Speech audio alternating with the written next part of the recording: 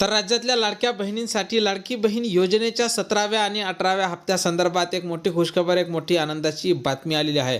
लाडक्या बहिणींनो, तुमच्या खात्यावर 17वा आणि 18वा हप्ता हा एकत्रित जमा होण्याची शक्यता वर्तवली जात आहे. काय सविस्तर माहिती आहे समोरच्या एका मिनिटात पाहणार आहोत. त्यापूर्वी तुम्ही नवीन असाल तर नक्कीच आपल्या व्हिडिओला लाईक करून चॅनलला सबस्क्राईब करून घ्या. तर लाडक्या बहिणींनो, सर्वात मोठी खुशखबर, सर्वात मोठी आनंदाची बातमी. तर लाडक्या बहिणींनो, तुमची मकर संक्रांत ही गोड होणार आहे आणि मकर संक्रांतीच्या अगोदर तुमच्या खात्यावर 2 हप्ते नोव्हेंबर आणि डिसेंबरचे जमा होणार असल्याची एक महत्त्वपूर्ण माहिती समोर आलेली आहे. त्यानंतर लाडक्या बहिणींनो, एक महत्त्वपूर्ण अपडेट आलेली आहे की ज्या महिलांनी KYC केलेली नसेल त्या महिलांनी आता KYC करणे अनिवार्य झालेलं आहे.